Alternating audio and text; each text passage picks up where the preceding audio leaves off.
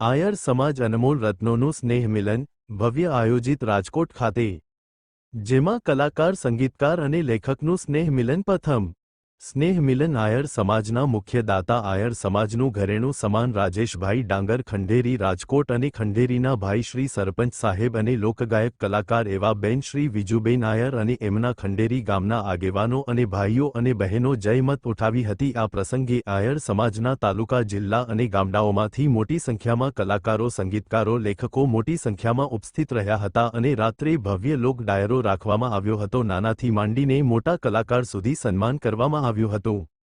આ પ્રસંગે આયર સમાજના અગ્રણીઓ, ભાઈઓ, બહેનો, સંતો અને મહંતો ઉપસ્થિત રહ્યા હતા અને ભજન અને ભોજન કલાકારોએ જમાવટ બોલાવી હતી। આ પ્રસંગે વિજુબેન આયર, ભૂમિબેન આયર, બીનાબેન આયર, પુષ્પાબેન આયર વગેરે કલાકારો ઉપસ્થિત રહ્યા હતા અને નાનાથી માંડીને બધા કલાકારોનું સાલ, ફૂલો અને ફોટાથી સ્વાગત કરવામાં આવ્યું હતું અને વાજતે ગાજતે તમામ મહેમાનો ભાવભર્યું સ્વાગત કરવામાં આવ્યું હતું। શુભ સ્થળ Kishan party launch, Saurashtra cricket stadium પાછળ, જામનગર હાઈવે રોડ, ખંડેરી, રાજકોટ। અહેવાલ પ્રવીણ મેર, રાજકોટ। જય દ્વારકાધીશ। હું મીરા લાવડિયા। આજે આહિર સમાજના જે અનમોલ રત્નો છે એમનો આજે સન્માનનો પ્રોગ્રામ છે રાખેલો છે। તો બધા જ નવા જે કલાકાર છે, જે લેખક છે, કવિઓ છે અને કલાકારો છે, જે ગાય છે, એમનો બહુ સરસ આજે સન્માનનો પ્રોગ્રામ રાખેલો છે। રાત્રે લોક ડાયરો રાખેલો છે। તો એમના માટે ખૂબ ખૂબ અભિનંદન કરવા જઈશ હું કે હર્ષુભાઈ ડાંગર છે કે એમને જે આ સૂઝ્યું અને આ ગ્રુપ બનાવ્યું છે। આ ગ્રુપ 1.5 વર્ષથી કન્ટિન્યુ ચાલુ છે અને બધા જ એમાં નવા કલાકાર આવે છે, લખે છે અને કવિઓ એમની રચના રજૂઆત કરે છે।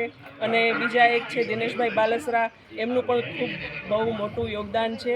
અને ત્રીજું હું કહીશ કે જે આવો સરસ પાર્ટી પ્લોટ અમને જે આપ્યો છે અને જમણવાર પણ અમને જે આવકારો જે આપણે છે એ આપ્યો છે, એમના માટે રાજુભાઈ ડાંગરને તો હું ખૂબ અભિનંદન આપું છું। કોણ કલા જય શ્રી કૃષ્ણ, જય દ્વારકાધીશ મિત્રો। હું છું આપની લોકગાયિકા ભૂમિકા આહિર અને આપ સૌને જણાવતા ખૂબ અનેરો આનંદ થઈ રહ્યો છે કે આજનો આ અવસર્યો અને એમાંય આ બધા કલાકારો ભેગા મળીને જે અવસર ઉજવી રહ્યા છે, સ્નેહ મિલનનો કે કલાકારનો મેળાવડો, જ્યાં મને આમંત્રણ આપવામાં આવ્યું છે, તો અહીંયા હું આવીને ખૂબ પોતાની જાતને ભાગ્યશાળી અનુભવું છું। અને હું આવું છું અત્યારે ભાવનગર જિલ્લાના તાલુકો મહુવામાંથી, જેમાંથી મારું સિલેક્શન મહારાષ્ટ્રના મેન કલાકારમાં સિલેક્શન કરવામાં આવી રહ્યું હતું કે જ્યાં કલાકારો સાથે મને મહારાષ્ટ્રના સ્ટેજ ઉપર ગાવા મળ્યું હતું અને આજે અહીં આવીને મને પણ ખૂબ આનંદ થઈ રહ્યો છે।